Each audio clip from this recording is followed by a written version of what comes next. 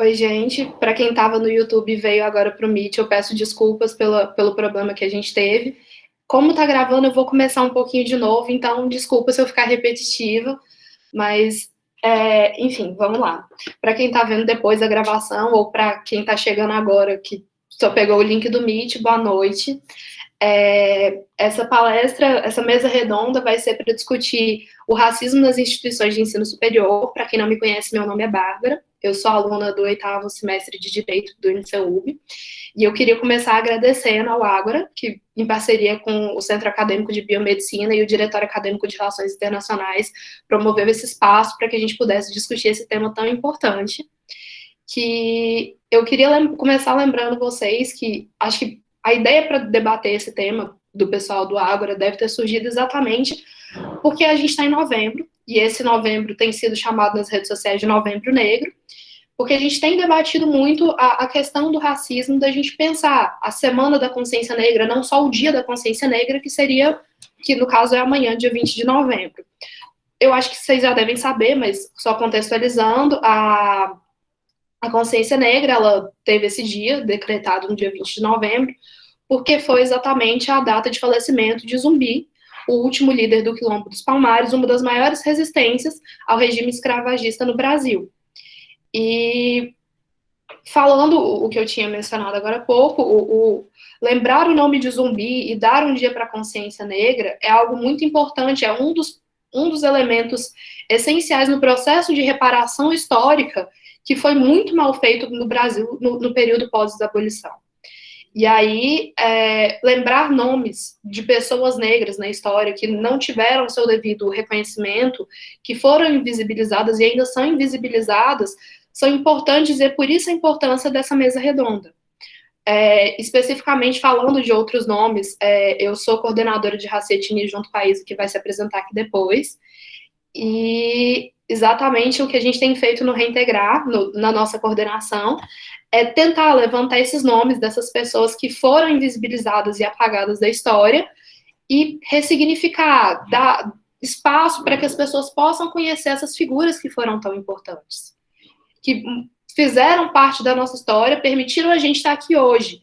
É da gente lembrar dessa nossa ancestralidade e da gente lembrar desses nomes que tanto acresceram para a gente. A gente dar representatividade na história e aqui nessa palestra a gente dá representatividade no presente. É a gente poder ter esse espaço, ter essa liberdade para poder falar, para poder se expressar, para a gente discutir o que a gente quiser e como a gente quiser. No âmbito das instituições de ensino, seria a gente deixar de se tornar objeto dos estudos e virar sujeito.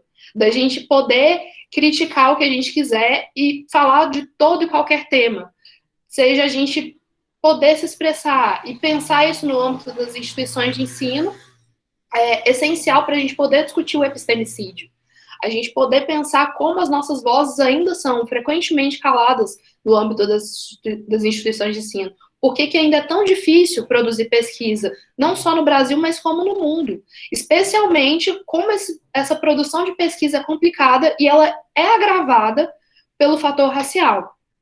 Então, a partir dessa concepção, eu vou de novo passar a palavra para o Derson, pedir para o Derson se apresentar de novo, só uma apresentação rápida. O Derson Maia, ele é doutorando em Direito pela UNB, ativista em Direitos Humanos e presidente Frente Favela Brasil. Derson, à vontade. Só uma dúvida, é só a apresentação que a gente faz ou já introduz a discussão? À vontade, assim, você pode se apresentar e falar um pouquinho, mas a gente deixa para debater no final. Então tá ok. Era isso mesmo.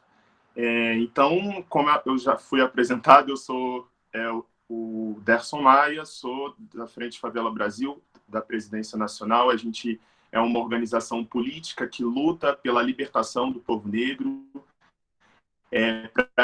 para que a gente alargue aí essa disputa aí na institucionalidade, nos espaços de poder e também proporcione, a partir da política, né, a ampliação de oportunidades para a população negra, periférica e favelada do país, né?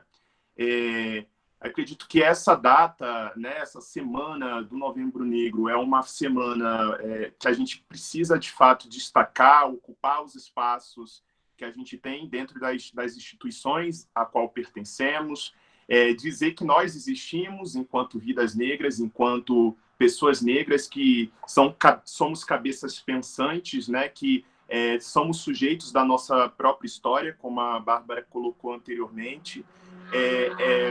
Eu já estou chegando num nível assim de que já me encontro num desgaste muito grande de falar apenas desse histórico racista, né, que o país é racista, até porque desde a década de 70 e 80 o MNU vem discutindo isso, né, como uma das pioneiras organizações negras políticas que vem denunciando o racismo. Então, quando na década de 80, né, final da década de 70 para 80, o MNU ocupa a escadaria do Teatro Municipal de São Paulo, né, e denuncia, né, denuncia a ditadura, denuncia que mesmo que houver a abertura democrática no país, enquanto houvesse racismo, não ia ter uma possibilidade de transição real e concreta, porque desde a monarquia para a república, a gente está nessa condição de subalternidade, né? A branquitude já mudou várias vezes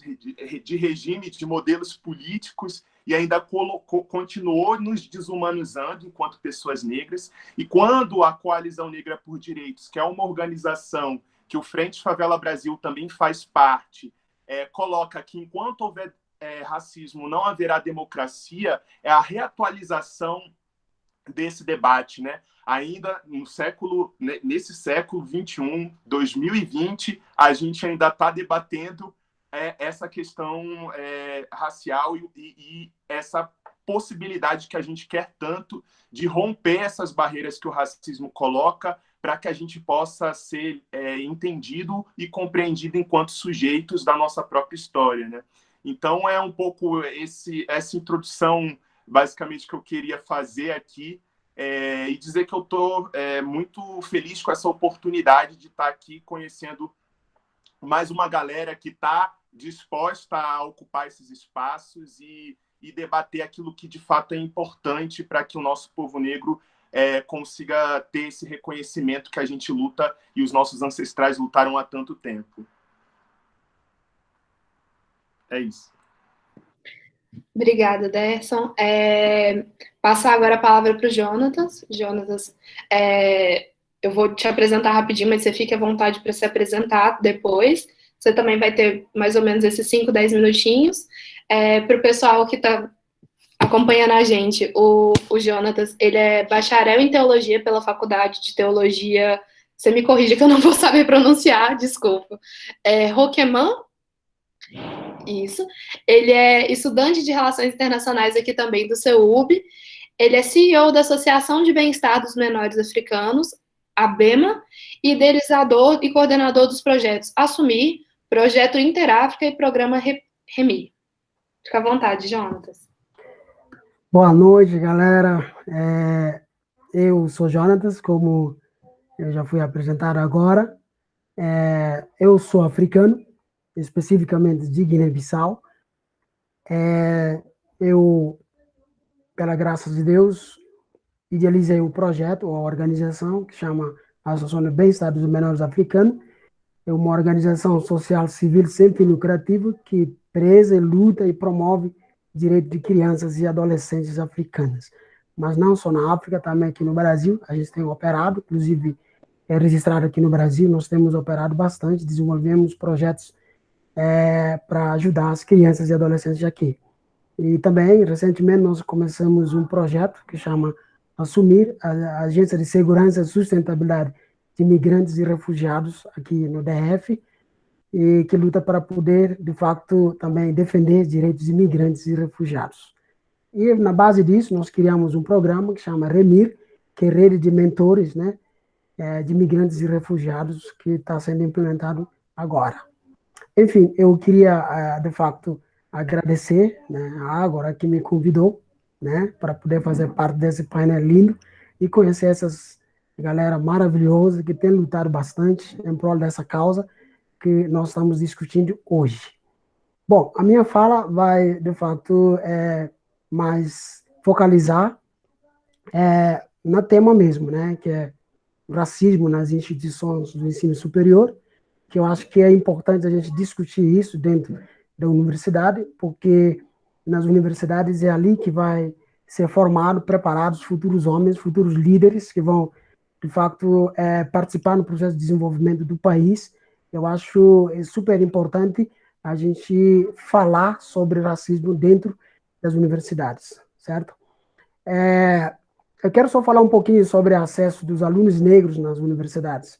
Nós sabemos que isso cresceu bastante, né? Comparando com anos atrás, né?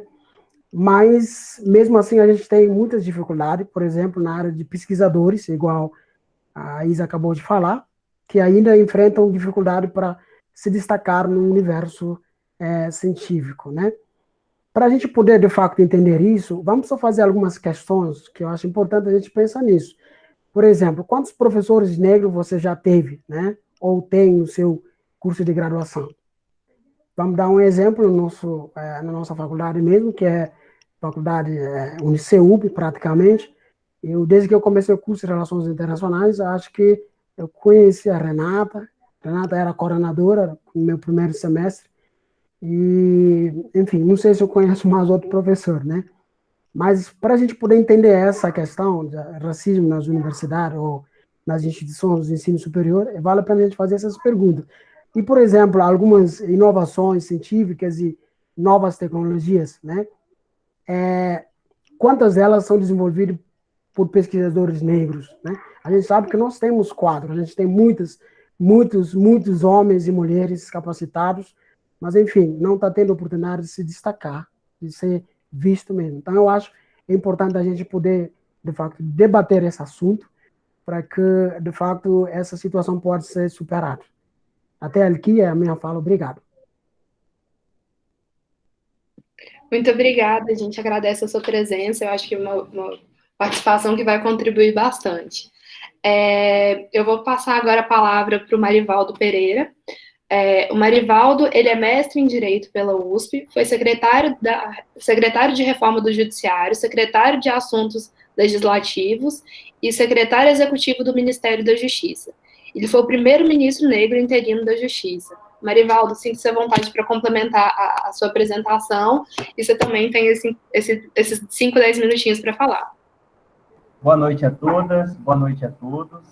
É uma honra imensa estar com vocês mais uma vez, e creio que antes de começar, eu gostaria de parabenizar o Grupo Ágora, porque vocês estão promovendo uma mudança cultural muito importante no CEUB. Estive com vocês pela primeira vez no ano passado, no evento, promovendo essa discussão, e fruto desse debate, a gente está aqui de novo, né? Começamos ano passado, estamos aqui de novo, e até outros grupos começaram a promover o debate. Isso é uma mudança de cultura. Então, isso é muito importante, e é graças à persistência de vocês que isso está acontecendo dentro do CEUB. Fiz movimento estudantil, sei o quanto é difícil fazer um debate crítico dentro de uma instituição privada, e felizmente vocês estão conseguindo fazer isso. Então, eu quero parabenizar a vocês por isso e dizer que resistam a qualquer dificuldade, porque vale a pena. Vocês já estão fazendo história, já estão mudando uma cultura, e isso é muito importante. E falo de mudança de cultura para emendar, falando sobre a questão do racismo estrutural, o racismo que está presente também dentro das universidades. Jonatas colocava aqui quantos professores negros você tem, quantos você tem na pós-graduação. A gente vive no Brasil uma mudança de cenário, onde o maior avanço, talvez, no ensino superior, na educação, que a gente assistiu nos últimos anos, foi a política de cotas que abriu a universidade para a população negra. Isso só aconteceu graças a uma política afirmativa que foi imensamente torpedeada e que hoje mostra os seus resultados, mas que em 2022 certamente já tem uma grande batalha pela frente, porque o governo atual já se organiza para derrubar essa política. O presidente da Fundação Cultural Palmares já fala abertamente em derrubar essa política, quando a gente ainda não conseguiu tudo que a gente queria. A gente não conseguiu tudo que nos seria devido de direito, toda a reparação que nos seria devida. Para se ter uma ideia, o número de negros na pós-graduação ainda é ínfimo. E a gente teve que assistir ao longo desse ano a revogação da portaria que instituía cotas na pós-graduação, pelo antigo ministro da Educação, Abraham Weintraub. Então, é uma conquista que, infelizmente, ela ainda não está consolidada na sociedade. É uma conquista que ainda vai ser objeto de amplos ataques e a gente tem que resistir e brigar por ela. E queria falar de mudança de cultura nesse sentido.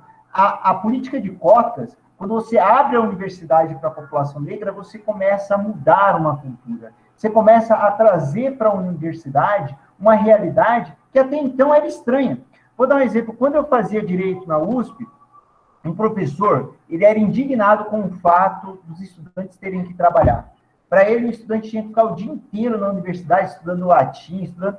Veja, olha a cabeça desse professor. Por que ele está dizendo isso? Porque aquele era um espaço historicamente dedicado aos filhos dos cafeicultores paulistas. Ninguém ali tinha que trabalhar, todo mundo ali começava a trabalhar depois dos 30 anos de idade. Ninguém ali começou a trabalhar desde criança, para ter que colocar comida dentro de casa. Ninguém ali precisou começar a trabalhar cedo para ajudar dentro de casa. Então, essa é uma visão muito comum. Ninguém ali discute transporte público. Se você pegar, acho que o Derson deve ter essa experiência melhor que eu, se você pegar o NB pré-cotas, ninguém discutia transporte público. Quando você começa a abrir a universidade para a população negra, você começa a trazer para a realidade acadêmica problemas que são os problemas inerentes à maioria da população, são os problemas inerentes à população negra. E isso tem um impacto muito grande, seja no debate dentro da sala de aula, porque você tem um novo ponto de vista presente ali, seja no conteúdo da pesquisa, você começa a colocar temas que são importantes para a pesquisa ali, e isso faz com que a sociedade avance. A presença da população negra na universidade é a presença da população negra nos espaços de tomada de decisão na sociedade. Isso vai ter um impacto posterior. E aí concluo falando da minha experiência burocrática. O fato de não termos pessoas em sintonia com os problemas da maioria da população ocupando os espaços burocráticos da máquina pública faz com que muitas vezes políticas simples, inovadoras, que poderiam revolucionar a vida da população mais pobre, sejam engavetadas por argumentos técnicos, sejam engavetadas por pessoas que não entendem a importância e o impacto daquela política e, ao invés de buscar um caminho para contornar um problema, simplesmente enterra, faz com que aquela política pública perca aquela janela de oportunidade e ela talvez nunca mais volte a ser demandada. Vou dar um exemplo. Quantas vezes a gente já ouviu falar do Bolsa Família, de pessoas que não têm ideia da importância de R$180 na vida de uma família pobre, e dizendo, o que é isso? Bolsa Esmola? Para que isso? E nega a importância de uma política que hoje salva vidas, que hoje é a diferença entre a família ter o que comer e não ter o que comer, porque as pessoas nem imaginam que essas pessoas existem. Há um muro, existe um muro da desigualdade social, existe um muro da desigualdade racial no Brasil, que faz com que quem está no topo insista em não enxergar quem está abaixo. E quando enxerga, vem com direito penal. Enxerga na perspectiva do direito penal ou com a criminosa visão meritocrática de que se é pobre, se está passando por necessidade, é porque não se esforçou, é porque não lutou. E se esquece de que ele jamais precisou trabalhar antes dos 20 anos de idade, que desde sempre estudou e que ele cresceu sendo preparado para ser doutor, cresceu sendo preparado para entrar no ensino superior. Quando a maioria esmagadora dessas famílias, a maioria esmagadora da população negra, não tem, nem sabe o que é o ensino superior. Na minha família, a gente não sabia o que era ensino superior.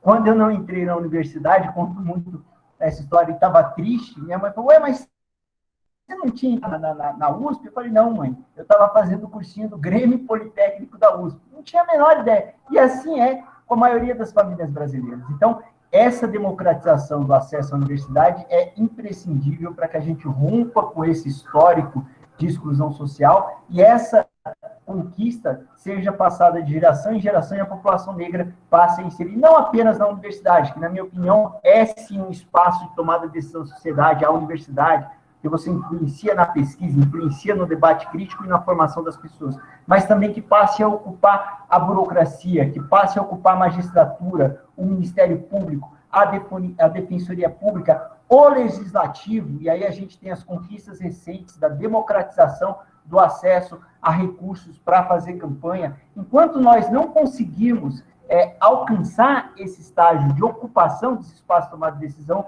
não conseguiremos promover a reparação histórica que a gente tanto deseja e não conseguiremos construir a sociedade mais justa e igualitária que nós tanto sonhamos e pela qual nós sempre seguiremos lutando. Paro por aqui para deixar espaço para os demais falarem e para a gente seguir no debate mais adiante. Muito obrigado. Obrigada, Marivalda. Essa fala foi essencial, umas críticas cirúrgicas, eu te agradeço imensamente. Vou passar agora a palavra para a Isa, gente, desculpa, intimidade, para a Isabela Guedes, também minha amiga, coordenadora de raça e etnia junto comigo no projeto de extensão Reintegrar, estudante do terceiro semestre de Direito do UniCeub, ativista das causas raciais, membro do Ágora, que foi o grande responsável por juntar a gente aqui hoje nesse evento. E, Isa, fica à vontade, você tem 5 a 10 minutinhos, se apresente e fala um pouco com a gente para a sua experiência nessa história. Oi, gente, boa noite. Então, é muito estranho estar aqui, esse espaço, eu nunca estive acostumada, é estranho a gente fazer parte de instituições, ser chamada para palestras, a gente começa a reparar que a gente tem um significado, né, que a nossa luta está dando efeito. Sou a Isabela, como a Bárbara mesmo falou, estou no CEUB há pouco tempo, né, estou no segundo semestre, e eu sempre fui ativista da causa racial, até porque isso sempre foi a causa que mais me afetou na vida, né. Eu queria agradecer ao Ágora, que eu faço parte, que me chamou. Queria agradecer também ao SEAD de Biomed, que também foi o que deu o pontapé inicial. Obrigada também à coordenação de raça do Brasil Reintegrar, que eu faço parte, que também me ajudou muito a estar nesse espaço hoje. Eu sempre estive na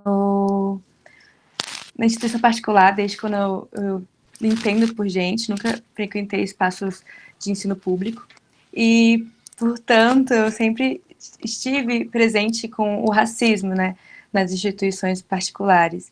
Desde o fundamental até o ensino superior, a gente sente o impacto do racismo de formas diferentes. No caso, né, quando a gente é criança, a gente sofre racismo de uma forma mais brutal, né, que é você apanhar, você ser xingada, você ter todo tipo de humilhação que uma criança negra sofre na sociedade.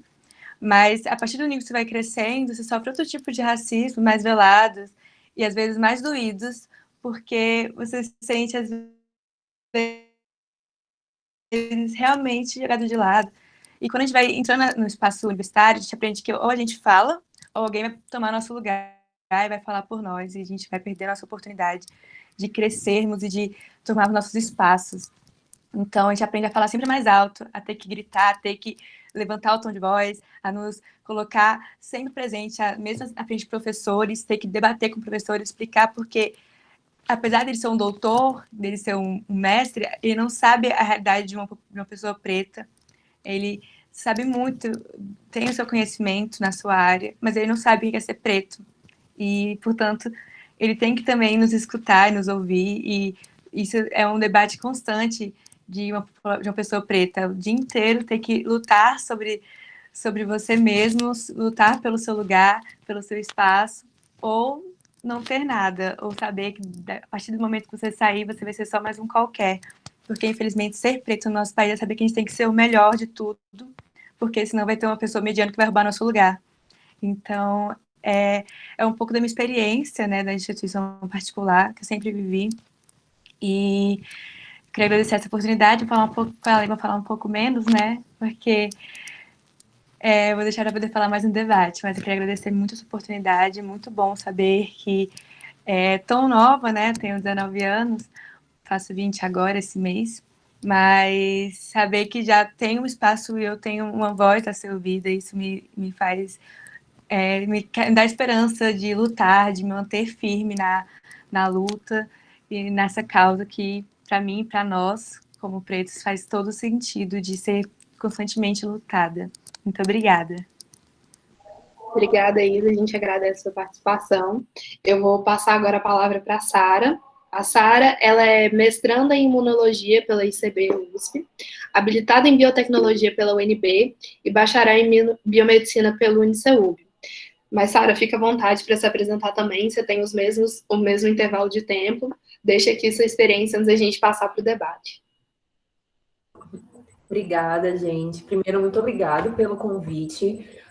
Nos meus 4 anos de CEUB, eu confesso que essa é a primeira vez que eu estou vendo isso acontecer, é uma mesa redonda acontecer, debatendo um tema tão, assim, relevante como o racismo, numa instituição que é, primeiramente, particular, e segunda, que a gente sabe que abrange mais ali uma classe média um pouco mais alta ali, de Brasília, né? Mas eu achei incrível a fala de todo mundo. Gente, eu estou aqui, eu estou num momento, assim, estático, de só vou balançar a cabeça e falar isso aí, gente, muito lindo, muito legal, é tudo isso, porque é isso que acontece.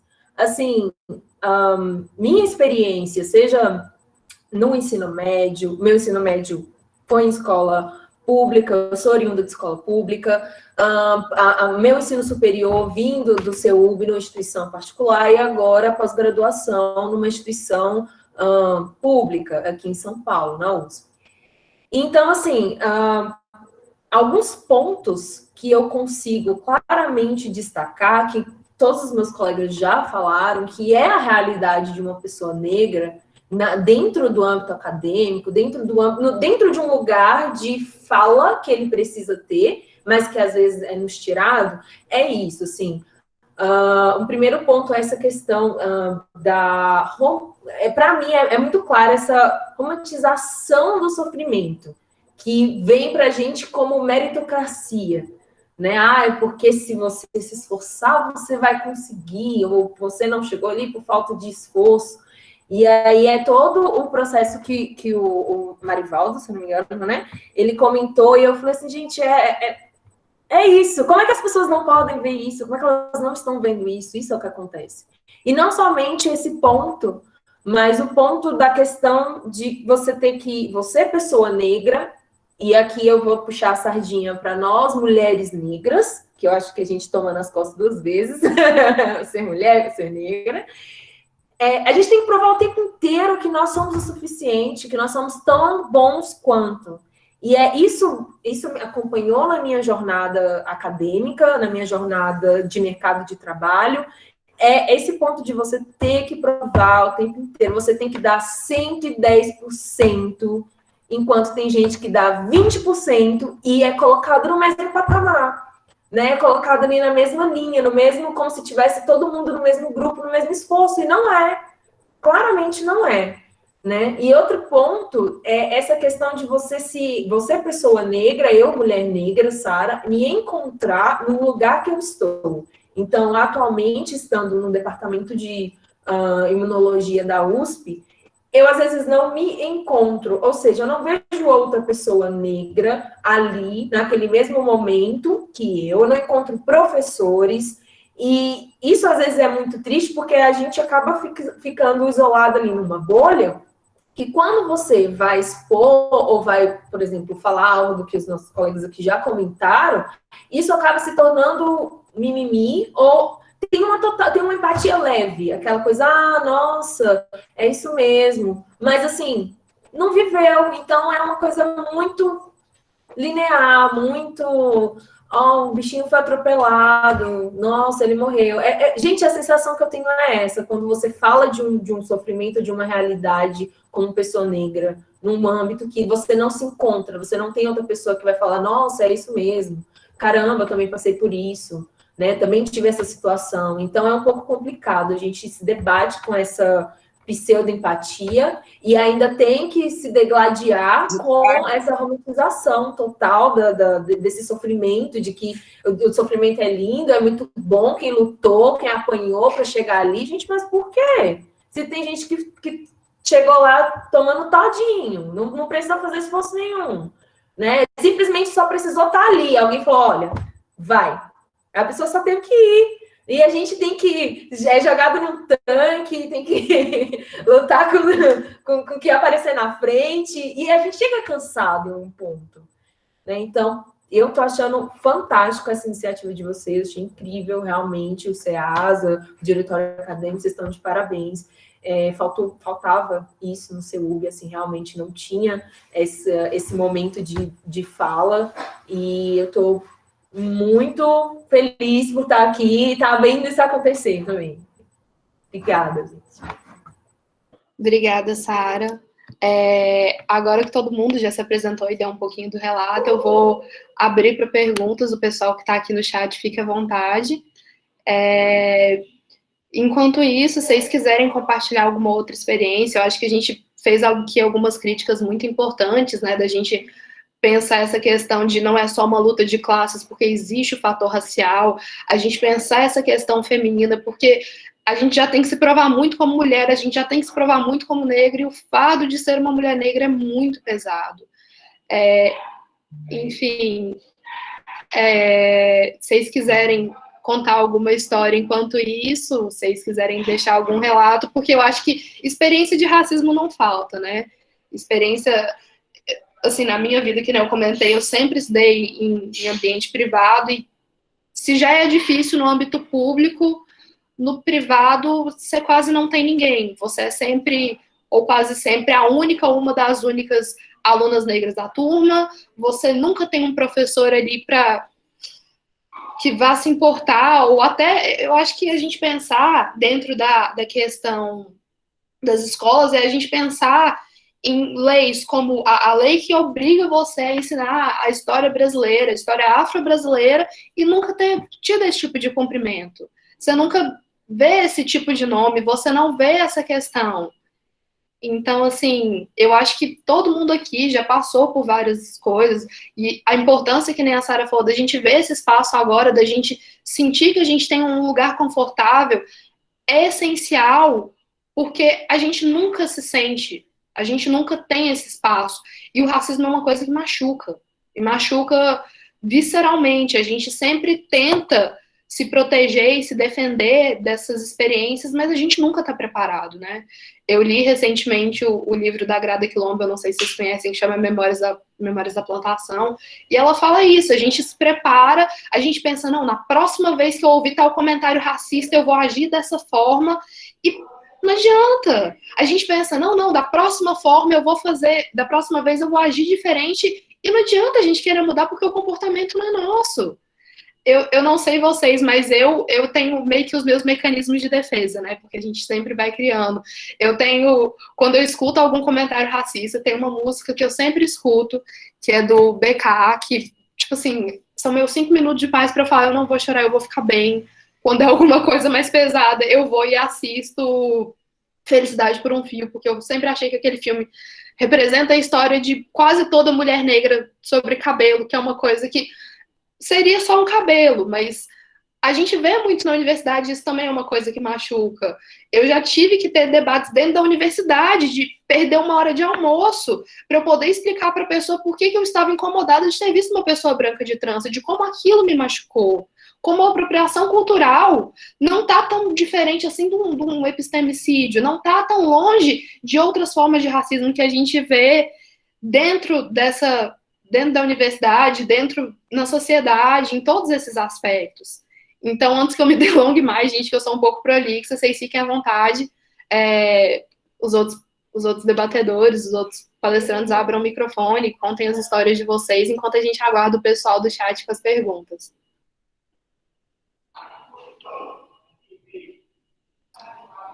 Poderia comentar mais umas coisinhas aqui?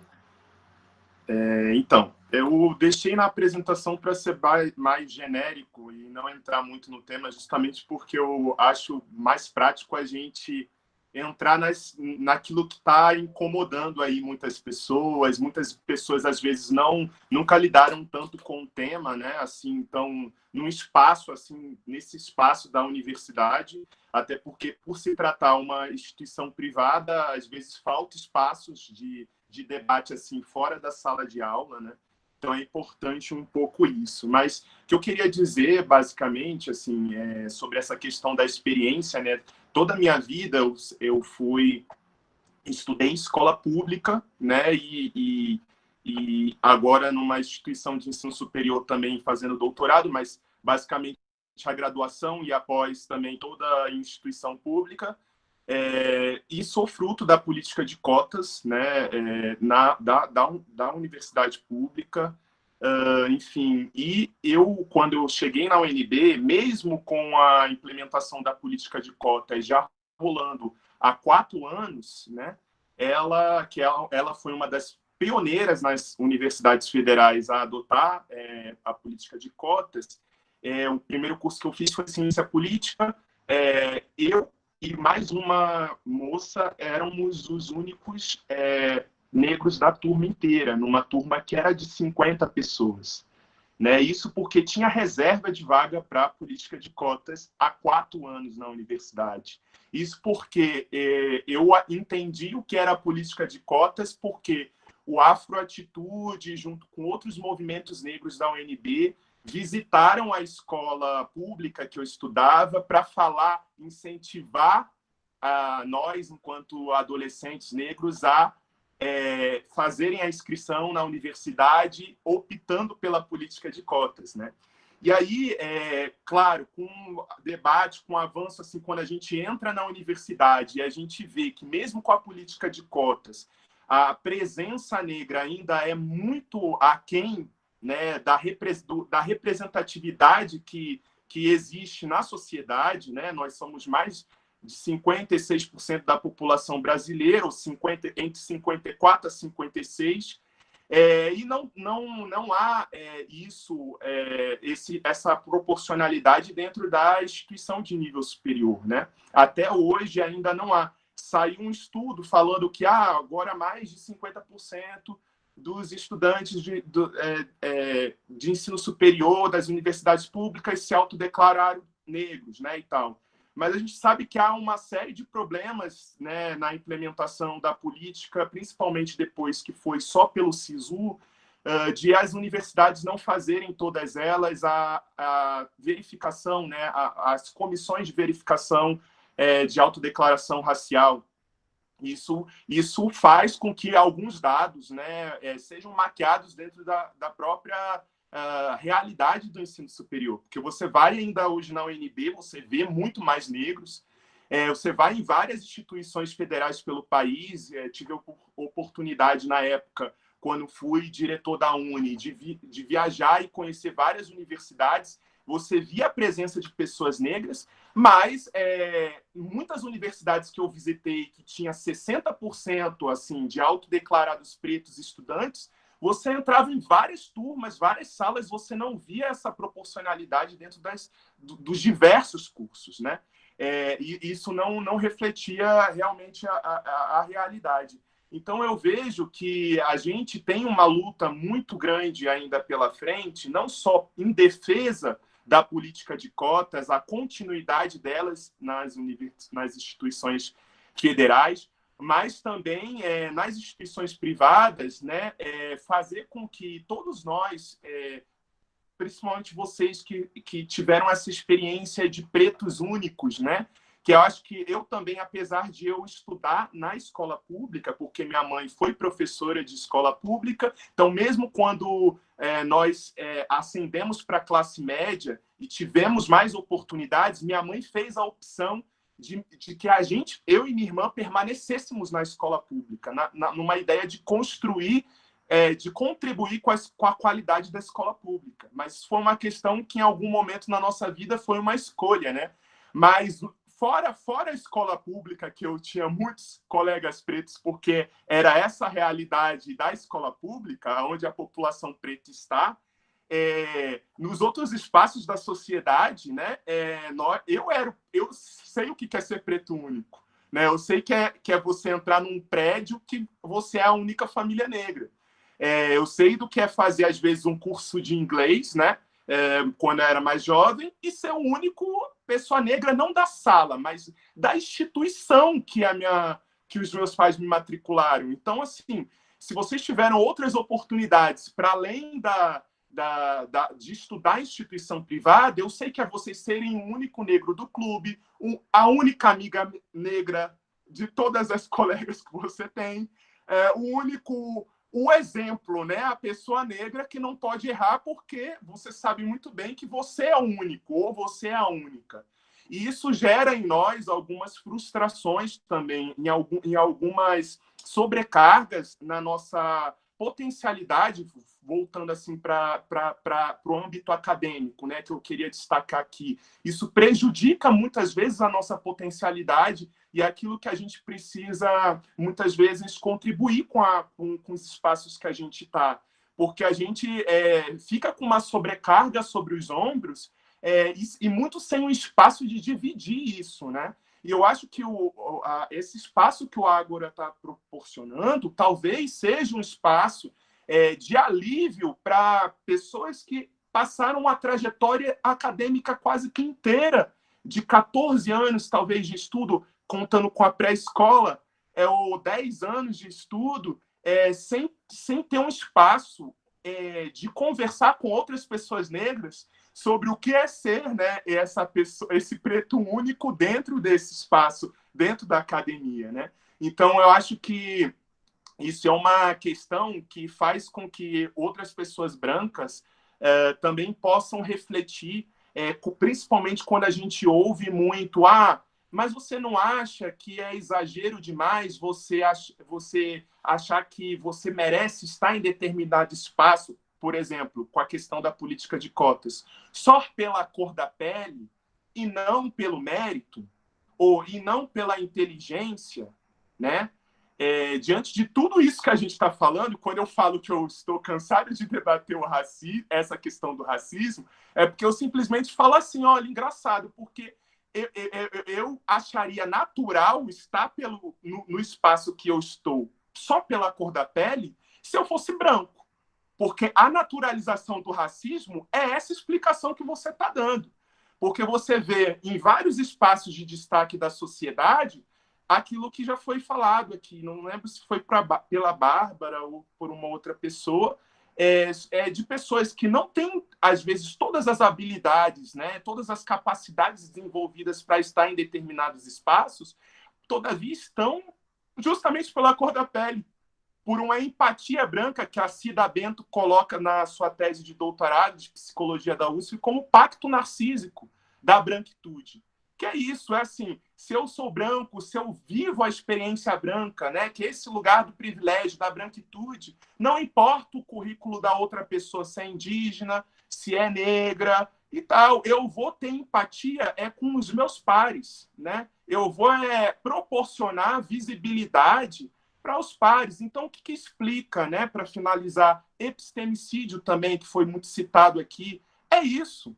Você sabe que tem pessoas... Eu estou cansado também disso, assim, na academia, principalmente no doutorado.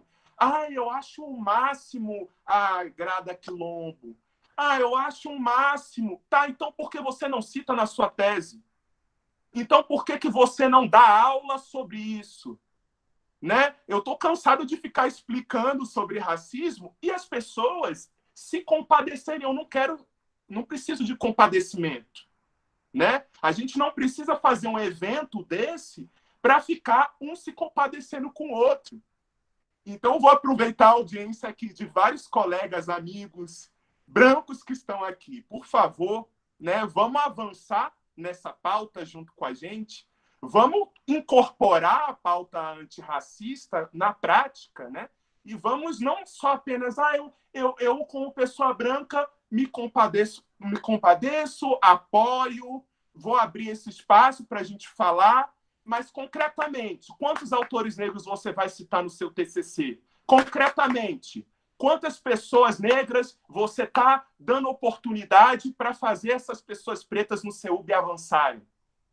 Essa é a pergunta que fica, certo? Então, agradeço a oportunidade aí para falar essa pergunta. Obrigada, Derson. Eu acho que o Derson acabou de responder uma pergunta que eu vi bastante aqui no chat, e quem está lendo o chat está vendo que a gente está tendo muitos relatos de pessoas negras que tiveram esse problema com esse autorreconhecimento, ou até mesmo a questão da visão da sociedade, e eu vi muita galera perguntando, mas como eu, branco, posso ajudar? Escutem o Derson. Eu vi um comentário muito bom aqui no chat, que é não os façam de Google, que é um termo que nas palavras de Jamila Ribeiro não me façam de wiki preta, entendeu? Eu acho que semana passada, para não ir longe, eu recebi uma pergunta exatamente nesse sentido, de nossa amiga, eu vi que você mudou a cor do seu cabelo, o que você acha de uma branca de trança? Gente, é uns debates que a gente não consegue superar.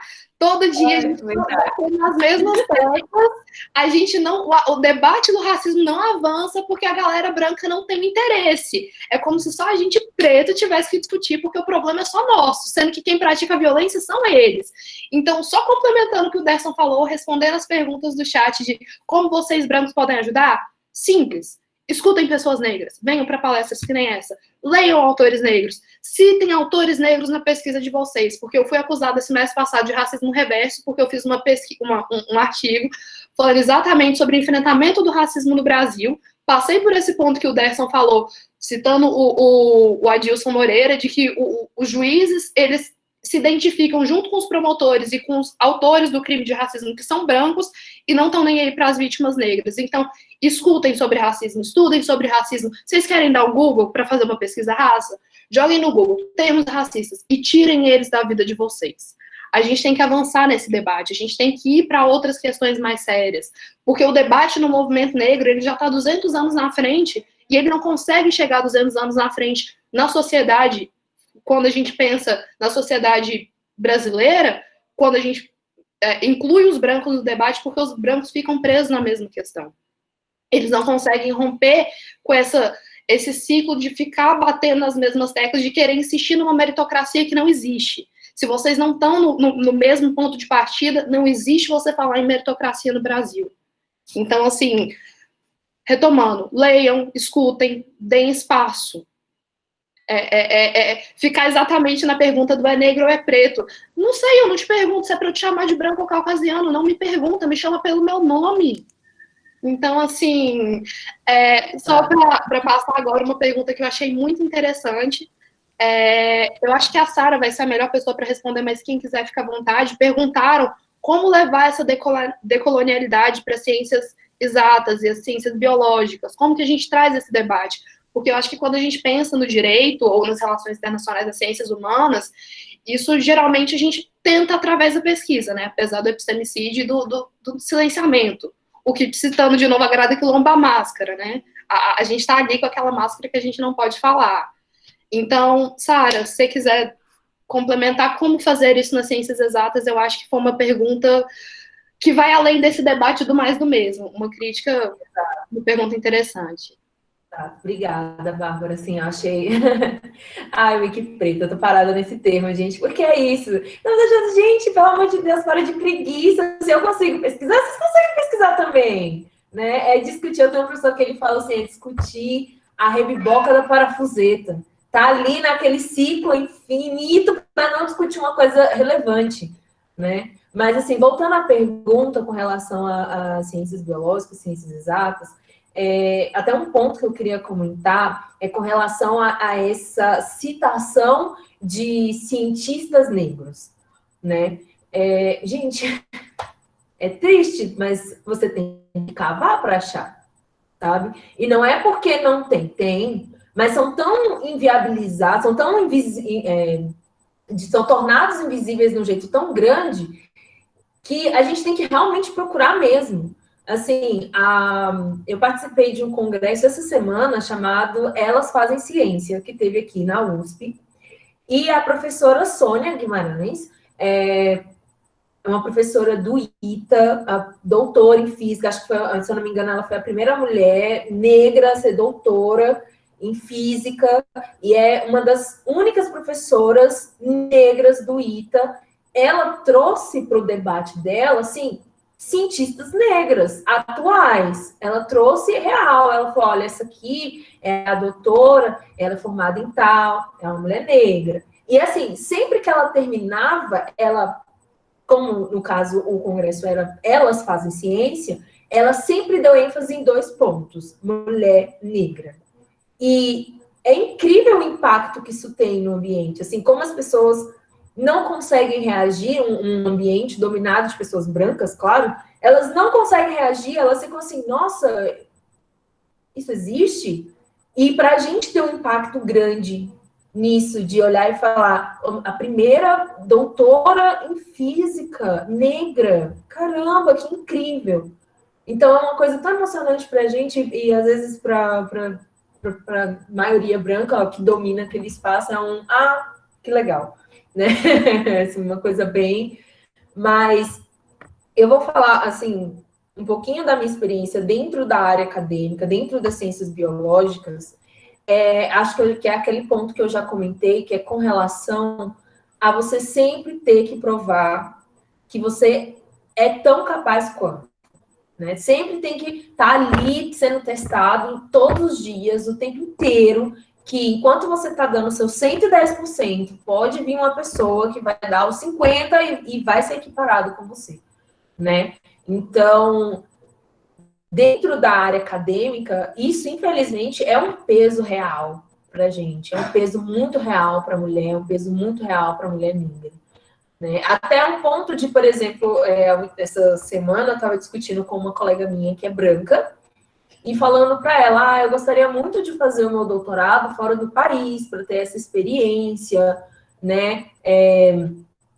Ter essa experiência de você estar desenvolvendo ciência em outro lugar, com uma infraestrutura assim um pouco melhor que a do Brasil. E ela comentou para mim assim, mas você tem vários lugares para ir.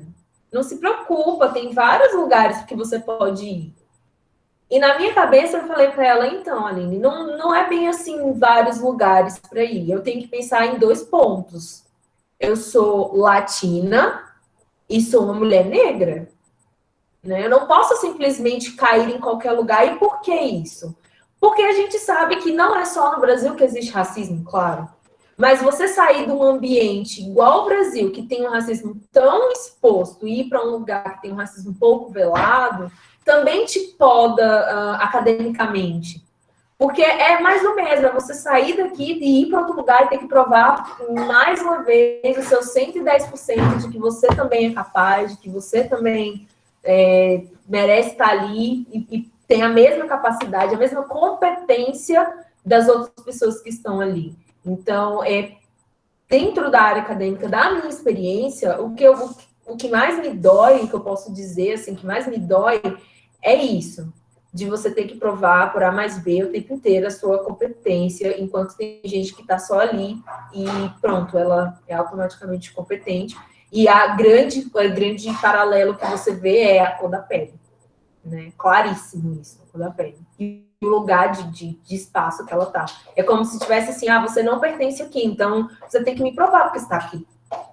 Né? Por que você está aqui, exatamente? Não estou entendendo qual é o seu papel aqui neste lugar, porque você está no meio, não merecia estar aqui. É isso, gente. Todo dia, toda semana, todo momento. Às vezes é assim que eu sinto, que você não merece estar aqui, então me prove por que você está aqui. E é muito cansativo o negócio. Né? É bem cansativo. Eu nem sei se eu respondi a pergunta, desculpa, gente. Respondeu sim, obrigada. Eu acho que é o que você falou, a gente tem o tempo inteiro que provar a nossa suficiência. Eu até faria um parêntese de a gente estar num ambiente extremamente branco, que nem é uma universidade de ensino superior, particular, e o tempo inteiro as pessoas perguntarem se você, ou pelo menos ter aquela vozinha no fundo da cabeça de, será que ela tá aqui de cota? Foi FIES, não foi? É ProUni? Bolsa? Foi FIES, foi ProUni. É uma coisa assim. Dá vontade de falar, gente, mas vocês que vão pagar. Que a gente consiga formar mais profissionais como você, para a gente ter mais mulheres negras, da gente ver, eu não sei se a galera que está aqui ficou sabendo, mas tiveram algumas notícias esse ano muito importantes sobre mulheres negras na ciência. As primeiras pessoas a conseguir decodificarem o RNA, desculpa, eu não sei, gente, eu sou de humanas, do coronavírus brasileira. Eu queria eu conheci ela, eu preciso fazer esse parâmetro, gente, eu conheci ela, mulher negra da Bahia, incrível, inteligentíssima, e fui no laboratório delas, inclusive, e dela e da doutora Esté, a doutora Esté é a professora responsável do laboratório, ela é a pós-doc dela, e assim, fantástico, todo lugar que ela tá aparecendo, eu meio que tô ali só pra ver, só pra dar o biscoito que ela merece. Claro, é porque a gente tem que se apoiar, eu acho que o apoio vem de dentro da própria comunidade pra gente poder alcançar lugares que a branquitude não deixa. E obrigada, Sara, pela sua fala, e eu queria agora passar a palavra pro Jonatas, porque o pessoal do chat está desesperado para saber, e eu acho que o Jonatas vai ser uma fala que vai acrescentar muito pra gente, porque o Jonatas, ele tem muito a dizer, porque não só como a vivência de um homem negro, ele tem muito a falar. Acho que também por ser retinto, né, que a gente acaba entrando nesse debate de do colorismo em si, e pedir desculpa pro pessoal. Acho que a gente não vai dar, a gente encerrou as perguntas, mas a gente vai responder todo mundo que mandou até agora. E estão perguntando muito para o Jonatas a experiência dele sobre xenofobia, se o racismo entre o negro brasileiro e o negro africano é diferente, para ele dar um pouquinho da experiência dele para a gente. Muito obrigado, Débora. Eu queria praticamente reforçar um pouquinho do Derson, né, que falou sobre acesso dos negros nas universidades. Eu queria mostrar na prática, estatisticamente, sobre essa questão para talvez a galera que está acompanhando. Aí depois eu vou falar sobre a minha experiência aqui. Pode ser, Débora? Tranquilíssimo. Então, eu vou só compartilhar minha tela aqui, só para as pessoas poderem ver o quão é interessante a gente discutir essa temática, né, de racismo nas instituições de ensino, que eu acho que é uma coisa um pouco contramão. A gente está na universidade para aprender e a gente precisa entender, decifrar as coisas. Por exemplo, conhecimento e sabedoria são duas coisas completamente diferentes. A gente vai para a universidade para estudar, faculdade para estudar, a gente acaba agregando informações. Então, essa a gente chama de conhecimento. Você consegue ter muitas informações na sua cabeça, qualquer coisa que a pessoa fala, você já sabe, tudo mais, né? Mas é importante sempre a gente enfatizar a sabedoria, que é a aplicabilidade daquilo que você aprendeu. Aí que muitos de nós reprovam, né? Por exemplo, nessa questão do racismo. Um cara acadêmico, que estuda, que tem muita bagagem academicamente, pensar como um racista é um pouco contramão. Mas, enfim, eu vou compartilhar aqui, depois eu vou falar da minha experiência para vocês, tá bom?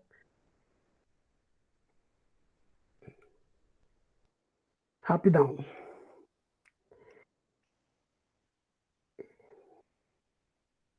Será que tá devagar, né? Ok, tá abrindo agora.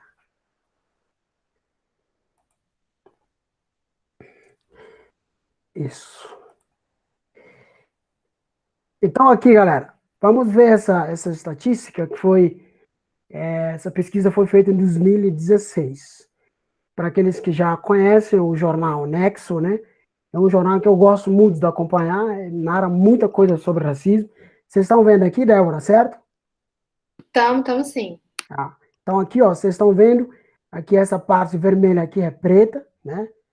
Aqui, ó, essa amarela aqui é o pardo, né? E aqui é indígena, que é o branco e amarelo aqui, ó.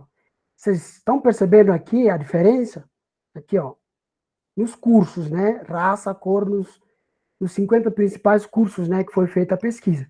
Vocês estão vendo aqui? Essas são brancas ali, ó. Tá vendo? Aqui são os pardos, né? E aqui são praticamente aquilo que a gente chama preto ou negro, né? Tá vendo? Percebe que nenhum dos cursos aqui consegue chegar a 50% de negros, né, na universidade. Tá vendo? Esses são diferentes cursos aqui. Tá vendo aqui, ó? Dá para perceber aqui, ó. Então, a maioria são brancos aqui, ó. Tem mais acesso nas universidades, essa é a real, né? Então, isso é só para a gente poder entender o nível, né, do racismo dentro das instituições. É um pouco complicado, tá vendo? Economia, design. Então, vou mostrar aqui rapidão para não tomar tempo. Aqui é nas instituições, desculpa. Tá vendo aqui, ó? Desculpa, minha garganta. Aqui é nas instituições, tá vendo? Dá para ver o UNB aqui, ó. Isso é 2016, tá vendo o UNB? Mesmo o UNB tendo abraçado essa causa, mas não consegue realmente conseguir fazer grande número dos negros, né, ter acesso na universidade. Tá vendo? Menos de 50%, não tem. O único curso que talvez chegue aqui em 50% é o único universidade aqui, ó, Universidade Federal de Ceará. Praticamente, acho que é Nordeste, né, se não me engano. Então, tá vendo aqui, ó? Essas são as instituições, essas são universidades brasileiras. Tá vendo? A porcentagem dos próprios negros aqui, né, acesso, é bem baixinho, menos de 50%.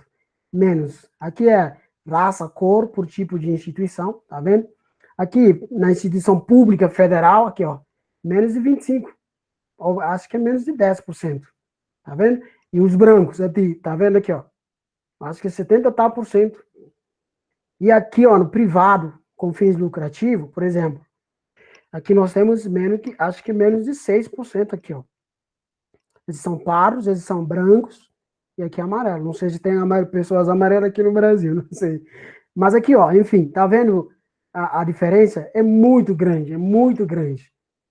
A diferença é muito grande. Então, quanto à minha experiência, eu confesso que antes de eu chegar aqui no Brasil, gente, eu nunca tinha conhecimento sobre essa palavra racismo, nunca. Mas aqui no Brasil, eu senti na pele mesmo. Mas eu sou um cara que o meu pai me ensinou sempre a encarar a dificuldade como escola. Então, tudo que eu passo na minha vida eu encaro como um ensinamento, uma preparação, né, desafios na minha vida. Eu nunca vou deixar essa questão. Se eu tivesse pegado essa questão assim, sério, eu ia ficar depressivo, porque é demais. Por isso que eu não gosto de provas em grupo, trabalho em grupo na universidade, na faculdade. Porque sempre que eu trabalho em grupo, eu fico a mais. Né? Eu estudei na Católica, o que me fez sair da Católica foi isso. Quando o professor fala trabalho em grupo, eu sempre faço sozinho. Né? E eu não fico também correr atrás, né? Correr atrás assim. Então, por quê? Eu acho que essa mentalidade que o que sai do negro não tem valor. Um cara negro igual eu, um africano, não tem nada sai de bom nesse camarada. Então, teve gente que me perguntaram, João, você está na Católica? Sim, eu estou na Católica. Mesmo no CUB, alguém me perguntou essa pergunta também. Você está estudando aqui, como é que você consegue? Poxa, cara, eu fiquei parado olhando. Mas por quê? Porque eu sou negro, não tenho condições de poder estudar aqui? Na mesma questão na Católica, entende? Então, é uma coisa assim, muito, muito complicado, muito sério. Eu passei sérias coisas aqui, xenofobia, meu primeiro emprego como professor, porque eu sou professor também, eu passei no processo seletivo, eu entreguei currículo meu, aí o diretor lá da escola, ele viu meu currículo e falou, Jonathan, ele me ligou na hora, falou, o seu currículo é excelente, você já tem muita experiência do trabalho, eu tenho muita experiência, assim, trabalho prático. Então me ligou, eu fui lá, eu fiz entrevista com ele e tudo mais, e eu fui aprovado de imediato para ser contratado, né? Aí no dia de fazer a assinatura do contrato, eu fui para lá, eu encontrei com uma loira, né, que acho que é recepcionista, uma coisa assim, foi na Águas Claras, né? Eu cheguei lá, a menina olhou para mim, a menina nem quis falar comigo, porque eu cheguei lá, eu sou assim, eu vesti assim, ó, aquelas batas africanas, sabe? Eu fui para lá assim. E ela olhou assim para mim e falou, caraca. Aí eu falei para ela, falou, ó, eu veio aqui para falar com a diretora. A menina ficou só assim olhando para mim, ela não queria falar nada, sotaque diferente, tudo diferente, ela não queria falar nada comigo, né? Como se fosse estar falando com um cara que não presta, não tem nenhum valor na sociedade.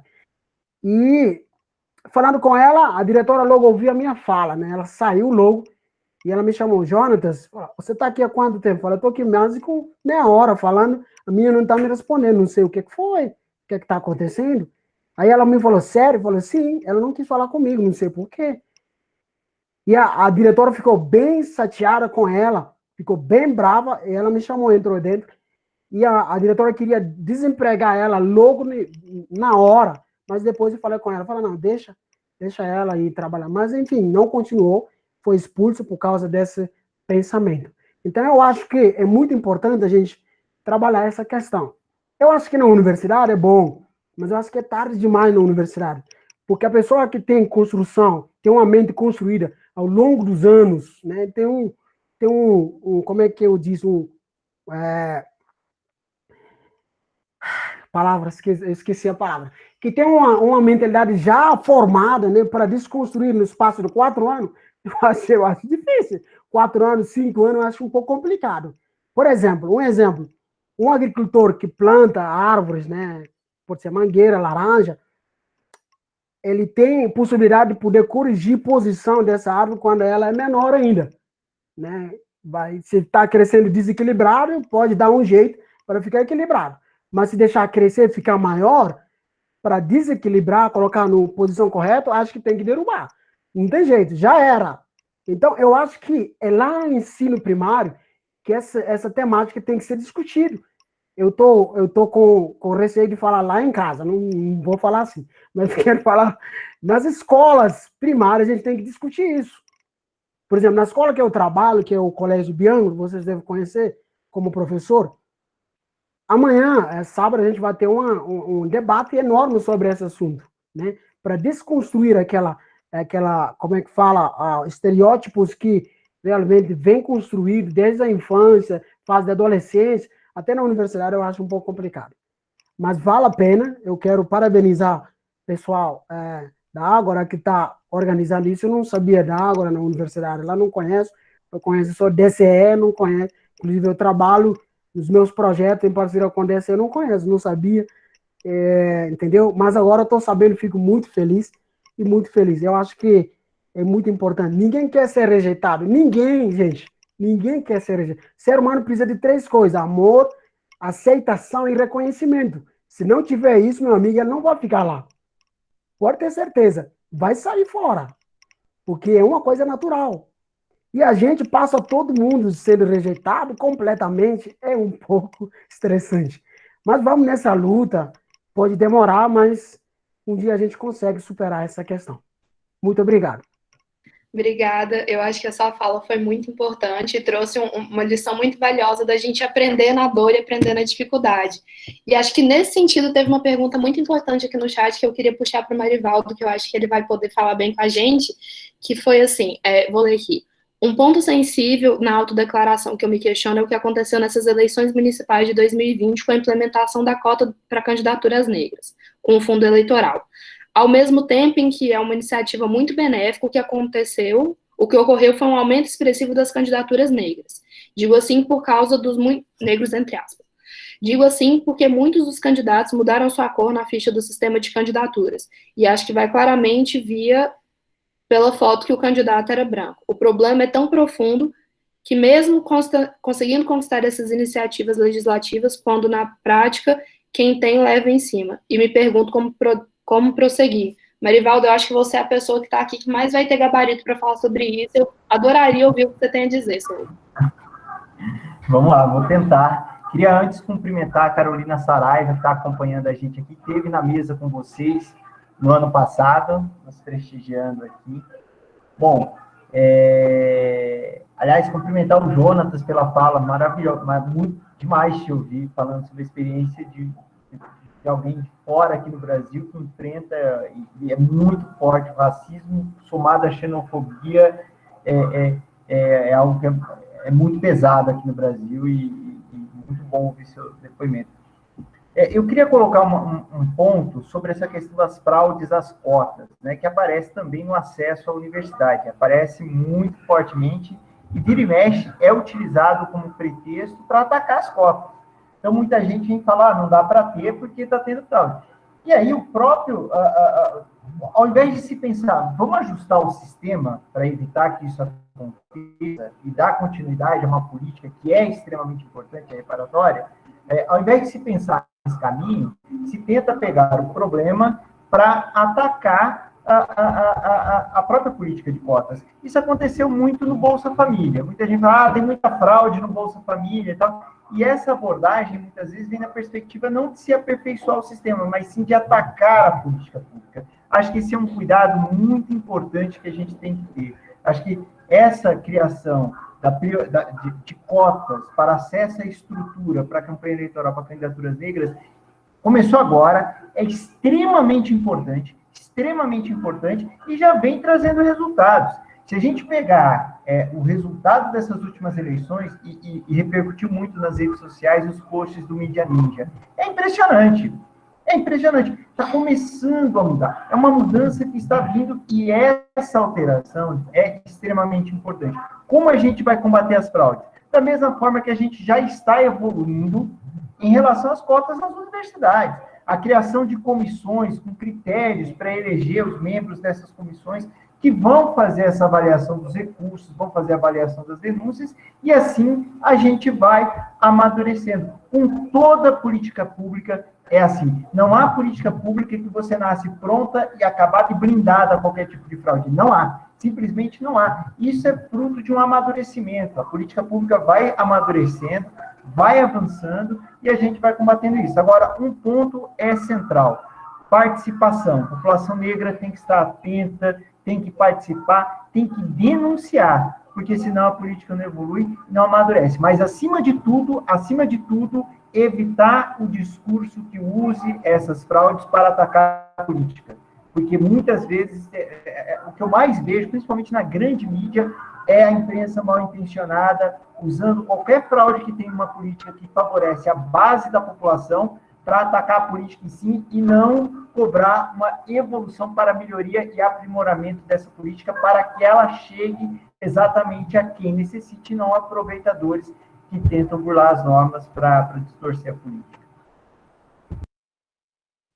Obrigada, Marivaldo. Eu acho que foi uma crítica muito válida da gente lembrar que o problema não é a política pública, mas como ela está sendo aplicada e talvez até a fiscalização que acontece muito na mídia e pouco no judiciário, pouco no próprio legislativo na hora dessa política pública, no executivo na hora de implementar. Eu acho que vale para tudo que a gente falou aqui, seja essa questão do legislativo, seja para a questão de cotas, que também teve um problema durante esse semestre, né?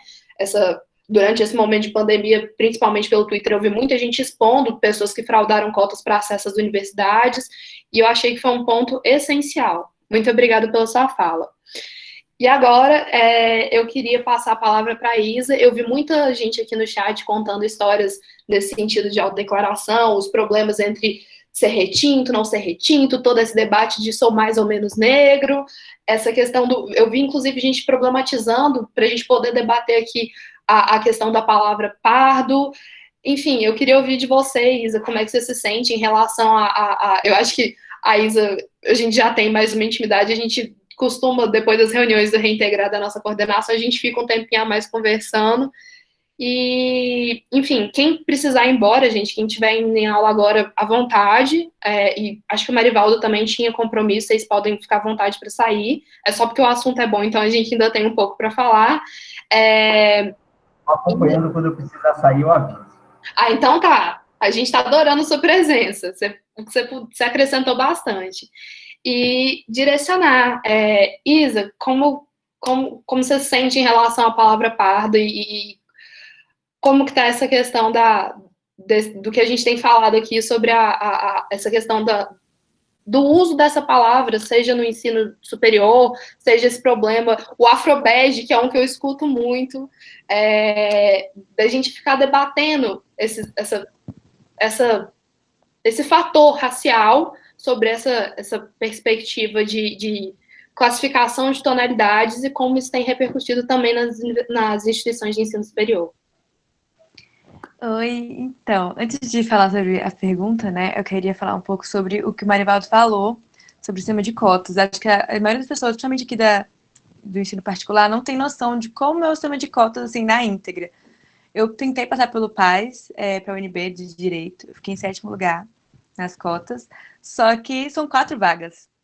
E mesmo tendo desistências, faltando uma pessoa para poder entrar na UNB, uma pessoa, eu estaria hoje cursando Direito na UNB, só que não foi, infelizmente não foi, aí eu comecei a estudar no CEUB, e, como a Bárbara falou, teve esse grande negócio no Twitter de falar, expor quem estava fraudando cotas, e nessas exposições que eu descobri que eu perdi minha vaga para uma pessoa branca mesmo, que fraudou cotas. Então, eu fiquei, assim, por muito tempo decepcionada, sabendo, assim, que eu poderia ter passado e que eu não passei por causa de uma fraude. E, para quem não tem noção, vamos supor, 30 vagas para direito, são 4 vagas só para curso para cotistas negros. Então, assim, não é... Eu já ouvi muito quando eu falei que eu ia participar da política de cotas. Mas você está roubando vagas? Gente, que roubando? Tem 4 vagas, a gente tem que se degradear. Então, por causa de 4 vagas. E vocês não tem comparação, sabe? Não tem comparação mesmo. E ainda assim, a gente tem que perder as nossas 4 vagas para uma pessoa branca que roubou nosso lugar, tipo, é decepcionante. É realmente decepcionante. Mas... E também, falando outro assunto que eu esqueci de comentar um pouco antes, falar sobre não só estudar, pensar, citar pessoas negras, mas também comprar, dar tipo, a oportunidade dessas pessoas ganharem dinheiro, porque, assim, às vezes a gente fala muito sobre na instituição, mas a gente precisa ajudar as pessoas que realmente, assim, às vezes têm necessidade para poder realmente conseguir emergir das classes baixas, porque a gente subindo de classe, apesar de não ser suficiente para acabar com o racismo, é suficiente para nos tornarmos mais reconhecidos. Infelizmente, o dinheiro na nossa sociedade é uma coisa que é muito importante. Na sociedade capitalista, o dinheiro é a base de tudo. Então, realmente procurar pessoas negras que estão trabalhando, ver no Instagram, procurar essas pessoas e tentar ajudar elas comprando mesmo. Se você quer ser um antirracista, nada mais do que ajudar essas pessoas a crescerem, a realmente emergirem. E nós que somos pretos, realmente tentarmos crescer, chegar nos mais altos cargos. É o que eu sempre penso. Quanto mais altos nós chegarmos, mais força nós teremos para poder mudar a sociedade. E falando sobre a questão do pardo, né? Para quem não sabe, vamos fazer uma introspectiva. O pardo, infelizmente, na sociedade, por muito tempo, foi um elogio, né? A gente queria ser pardo para não ser preto. A gente queria ser pardo para ser mais aceito. Então, por muito tempo eu fui parda, né? Até uns 14, 13 anos, eu queria ser parda, eu me identificava como parda, eu me chamava de parda para não ser preta. Porque ser preta já seria um outro tipo de sofrimento. Ainda mais a gente, quando criança, sabendo do problema de ser preto no nosso país, a gente tenta ao máximo se afastar. Então, o meu cabelo foi um dos grandes problemas para mim. Por muito tempo eu alisei, eu tive que passar por 2 transições, porque eu tentei a primeira desistir, tive que fazer tudo de novo, porque é muito difícil, a gente não consegue entender assim, como é tão grave o racismo no nosso país. E, assim, eu particularmente, é uma visão muito pessoal, e não sei se todos vão concordar, mas eu acho que nada mais do que a melhor forma de resolver o problema assim, de pardo, dessas questões, é reformulando realmente a questão de cor. A gente realmente pensar, sermos novos pensadores nessa questão e abranger mais a questão da cor do nosso país, porque somos muito mais do que pardos e pretos e brancos e amarelos. Infelizmente ou felizmente, nosso país foi muito miscigenado. Então, a gente precisa de classificações que realmente encaixem todo mundo, porque as pessoas que não se encaixam, elas procuram se encaixar e às vezes elas estão em classificações erradas e às vezes se aproveitam de classificações que não fazem parte dela.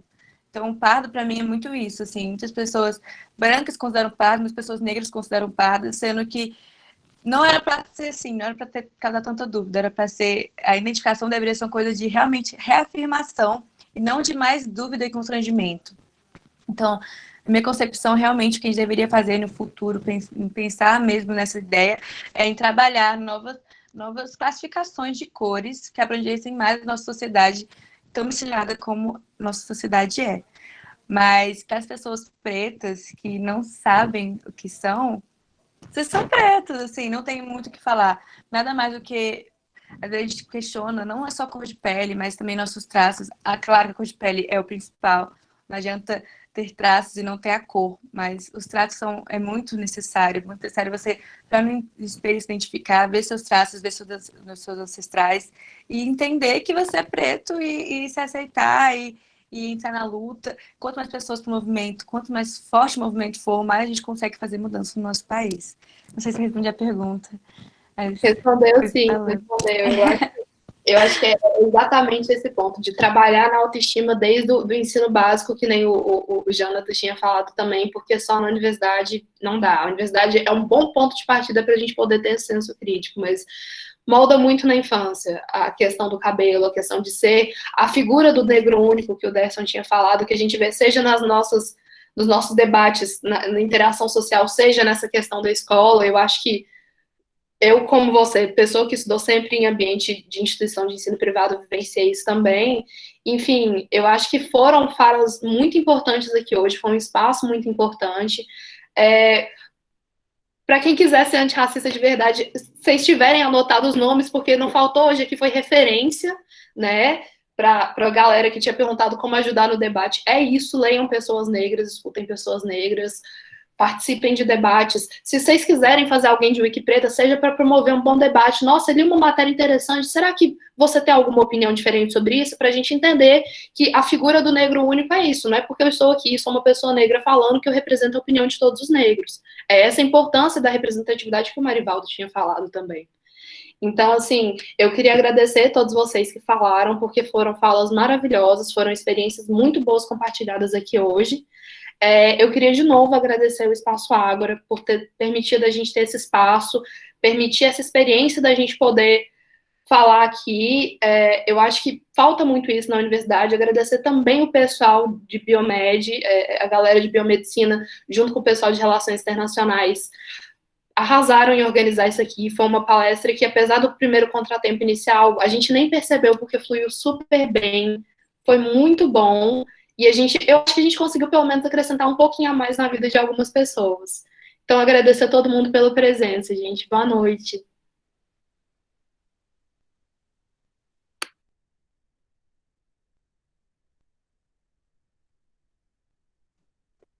Eu queria também agradecer, né, pela essa oportunidade de poder estar aqui conversando sobre essa temática. Eu acho muito importante que seja primeiro de muitos, né, dentro dessa temática, né? Eu acho que assim a gente vai desconstruindo muitos tipos de estereótipos dentro da universidade. Obrigado de coração. Eu estou aqui à disposição, qualquer hora, é só chamar. Obrigado.